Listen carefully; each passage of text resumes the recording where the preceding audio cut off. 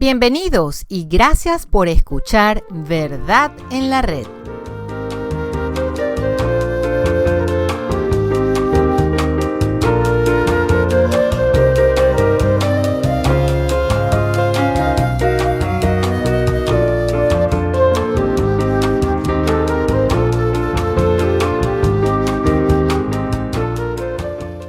Como dijimos en el video anterior, el cardenal Suenens, masón modernista, fue el principal promotor en los comienzos de la renovación carismática.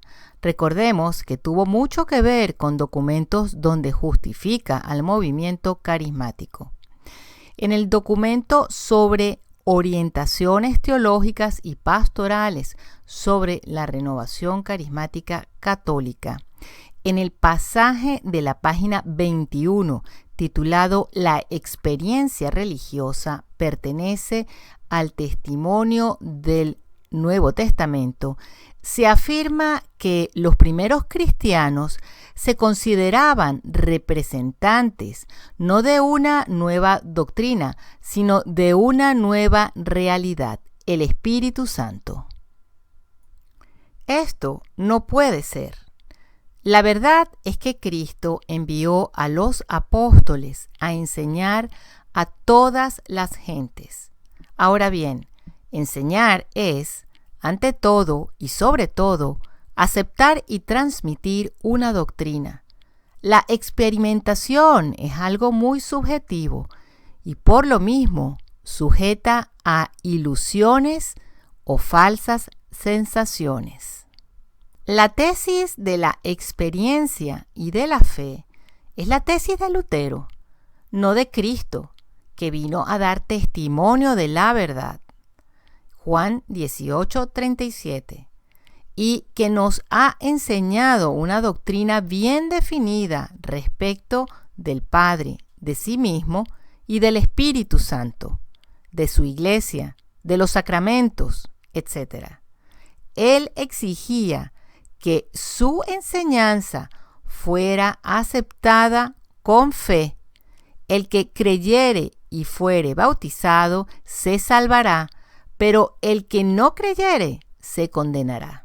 San Pablo escribió con duros reproches a los Gálatas, porque se habían desviado de su primitiva enseñanza, y les decía que si él mismo o un ángel les predicase una doctrina distinta de la que les había predicado al comienzo, debería ser considerado anatema.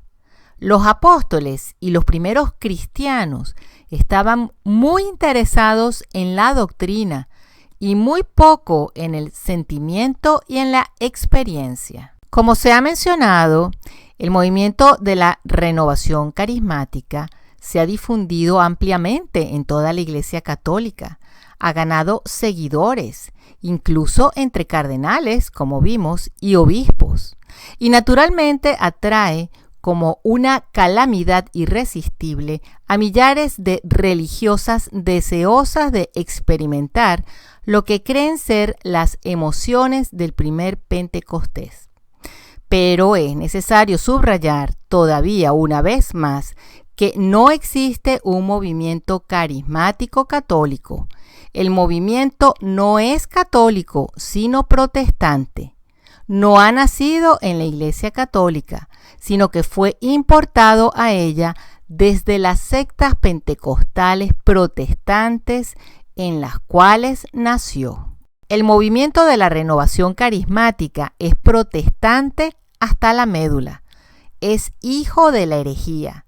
Llamarlo católico significaría decir que puede haber un auténtico movimiento carismático católico y un auténtico movimiento carismático protestante, como si el Espíritu Santo pudiera asumir roles diversos según obre en la Iglesia Católica o entre las diversas sectas protestantes. ¿Cómo es posible que este movimiento que proviene de la herejía se haya extendido de tal manera? ¿Cómo ha sido posible que cosa así sucediese? La renovación carismática promete a sus adeptos la plena experiencia del Espíritu Santo que tuvieron los apóstoles el día de Pentecostés, junto con algunos de los dones externos que recibieron, especialmente los de lengua, curaciones y profecía. Extraordinaria experiencia que la llaman bautismo del Espíritu, que dicen transmitir y recibir con la imposición de las manos. Algunos afirman que aunque se recibe el Espíritu Santo en el sacramento de la confirmación y en el resto de los sacramentos, el Espíritu Santo está como frenado hasta que el bautismo del Espíritu de los carismáticos lo libera de nuestro interior y lo hace surgir. Bueno, el dilema es, por lo tanto, inevitable.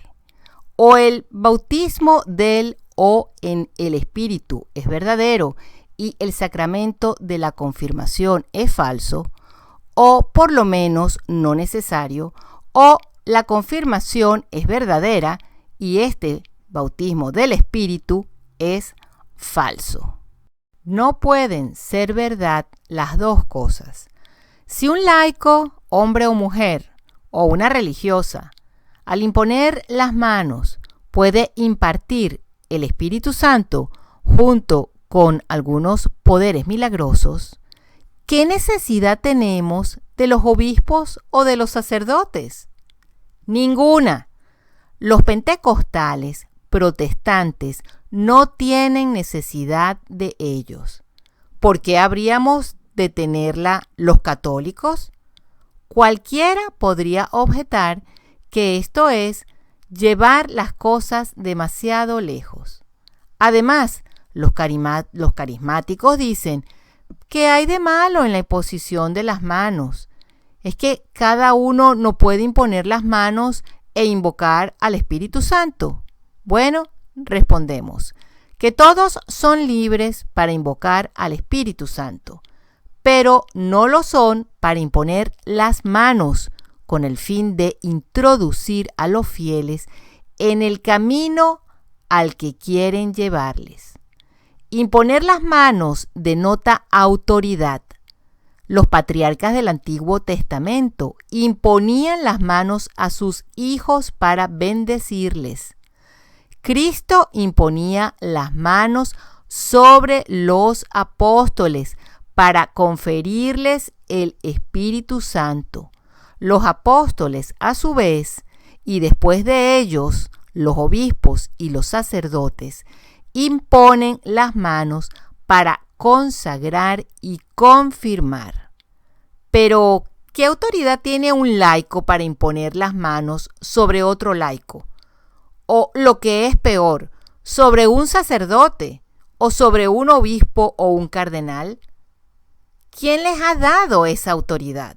Pues no ha sido Cristo, que ha establecido el sacramento de la confirmación para conferir el Espíritu Santo, ni tampoco la Iglesia, que no sabe nada del bautismo del Espíritu, ni el mismo Espíritu Santo, puesto que no hay pruebas en la Escritura o en la tradición de que haya conferido tal autoridad.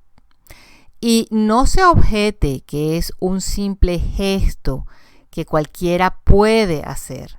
No es un simple e inútil gesto. Es un intento de acción sacramental, porque se hace una petición fantástica. Casi se podría decir que sacrílega.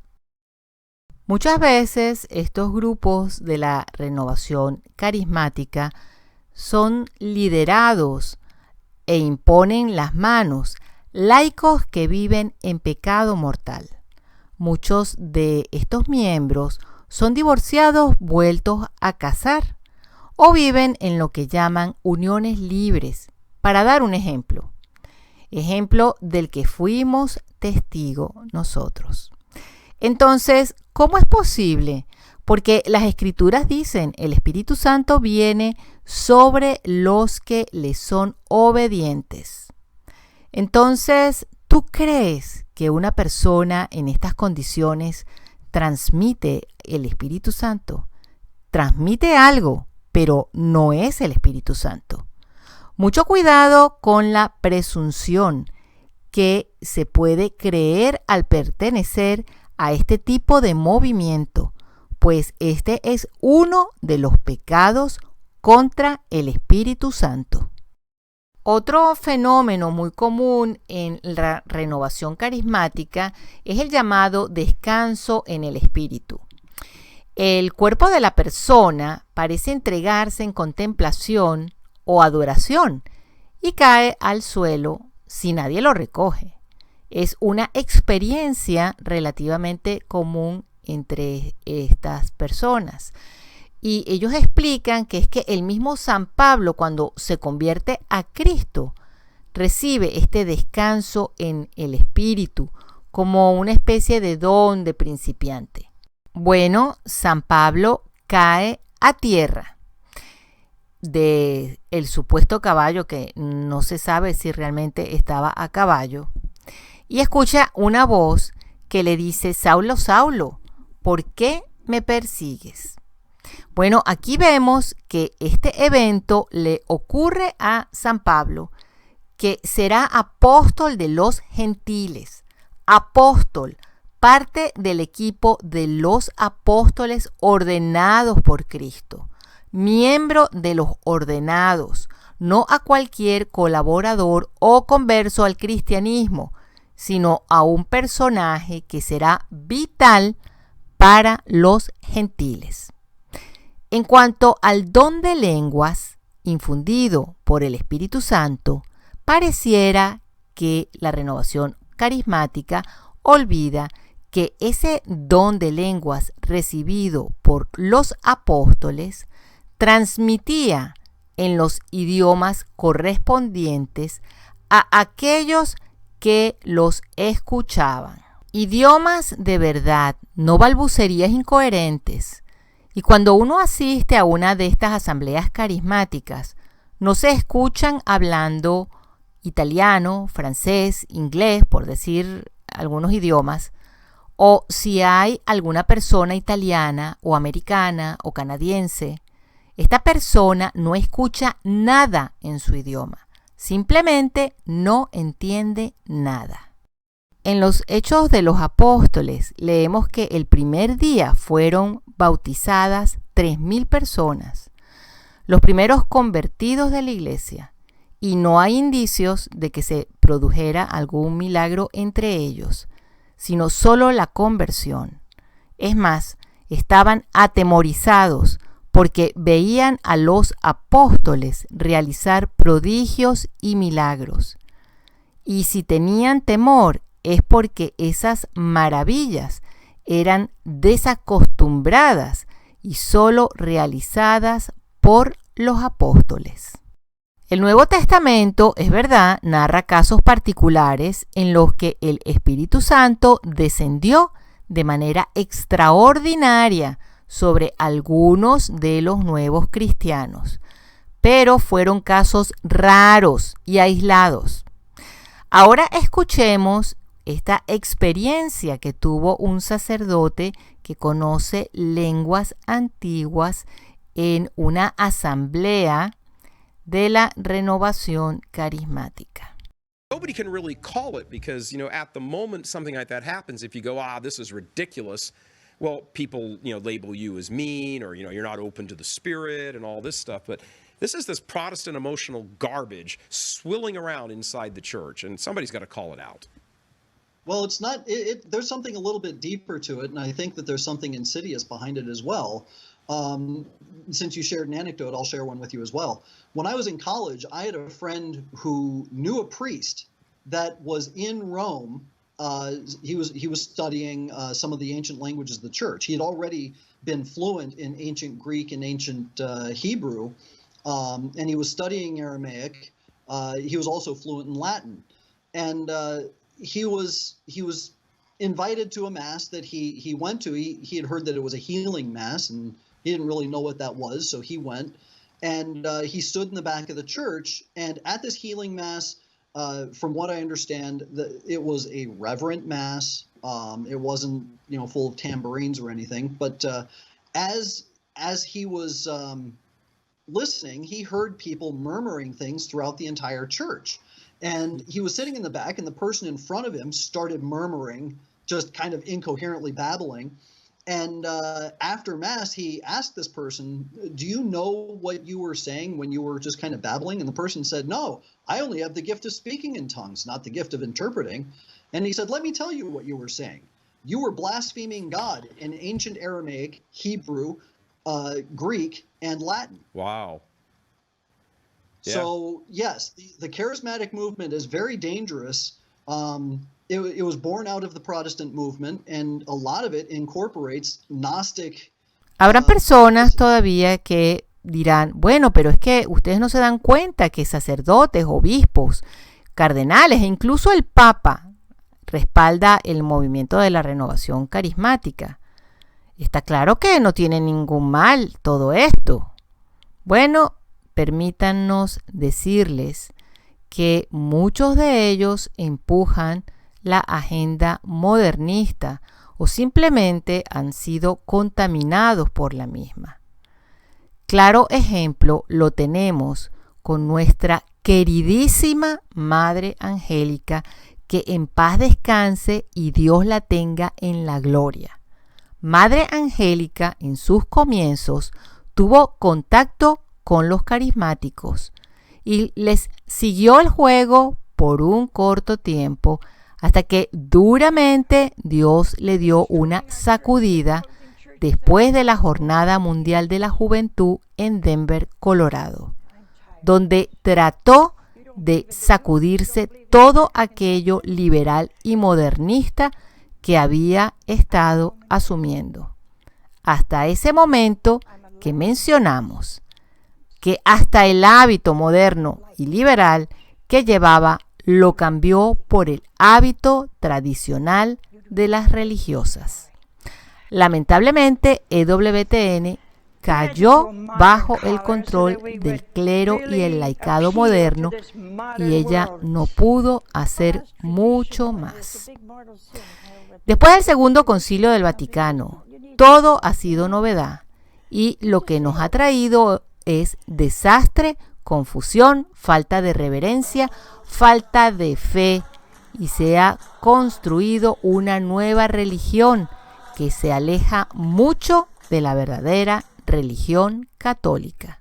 Ahora escuchemos lo que un santo, doctor de la Iglesia, experto exorcista de la vida mística, nos dice.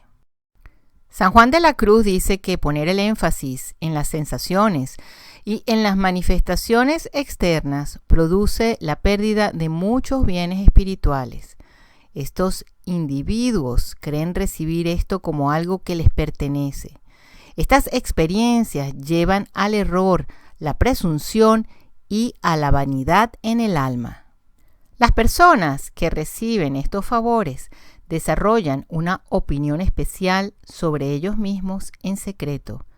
Piensan que son importantes ante los ojos de Dios. Tal cosa es contraria a la humildad. Y con el deseo de obtener estos carismas, la persona le abre la puerta al demonio. El diablo puede a través de estas comunicaciones engañar, disfrazarse de ángel de luz. Mientras más externas y corpóreas estas manifestaciones, menos probables que sean de origen divino. Esto lo está diciendo un santo, doctor de la Iglesia, experto exorcista de la vida mística. Solo Dios puede trabajar directamente sobre el alma, pero el diablo puede trabajar con los sentidos, sensaciones, el cuerpo. Nos puede hacer sentir cosas maravillosas, perfectamente escondidas y engañarnos. Muchos santos han fallado aquí. San Juan de la Cruz nos dice que aquellos individuos que estimulan estos fenómenos están en un gran error y en gran peligro. Ser engañados. Tales manifestaciones son más probables que provengan del demonio que de Dios. Muchas personas que se enganchan con estas manifestaciones tienen dificultad de regresar a la pureza de la fe por las profundas raíces que el demonio ha echado en el alma. San Juan de la Cruz concluye: así fuesen estas experiencias de parte de Dios, uno jamás debería confiar en ellas o aceptarlas. La persona debería huir de estas y ni siquiera examinarlas si son buenas o malas. San Juan de la Cruz explica que este rechazo no ofenderá a Dios. Esto no afectará los frutos y el amor que Dios quiera dar. Cuando algo así se rechaza, Dios penetrará más profundamente en el alma de una manera en la que el demonio no puede. Cuando un alma humilde rechaza este tipo de manifestaciones, Dios otorgará unas mejores. Hay que huir de este pentecostalismo dentro de la iglesia. Cuando los apóstoles recibieron al Espíritu Santo, salieron a predicar, a sufrir muchas cruces y al final morir como mártires. Este es el verdadero efecto de recibir el Espíritu Santo, la habilidad, la disponibilidad y la sed por el sufrimiento, de ser mártires por Cristo. Bueno, no sé, a mí me parece que es mejor seguir a un doctor santo exorcista de la iglesia que a esta novedad pentecostal que han introducido después del Segundo Concilio del Vaticano. Es evidente que el engaño diabólico escondido en el movimiento carismático ofusca a la masa, que va en busca del éxito, de la solución rápida del fenómeno, olvidando que el camino de la santidad auténtica y del apostolado eficaz y duradero está hecho de abnegación, silencio, mortificación, humillación y también de aparentes fracasos. Si el grano de trigo no cae en tierra y no muere, no produce fruto. Hay que recordar lo que nos dice nuestro Señor en Mateo 7:22. No todo el que me dice, Señor, Señor, entrará en el reino de los cielos, sino el que hace la voluntad de mi Padre que está en los cielos. Muchos me dirán en aquel día, Señor, Señor, ¿no profetizamos en tu nombre? Y en tu nombre echamos fuera demonios, y en tu nombre hicimos muchos milagros. Y entonces les declararé, jamás os conocí, apartaos de mí los que practicáis la iniquidad. Parte de lo que se dijo aquí lo hemos tomado de un extenso estudio hecho por Sí, Sí, No, No. En la caja de descripción les dejamos el link para aquellos que quieran estudiar el asunto más a fondo, porque hay mucha más información que corrobora que la renovación carismática es un gran engaño del demonio. Muchísimas gracias por haber escuchado Verdad en la Red. Que Dios los bendiga y hasta la próxima.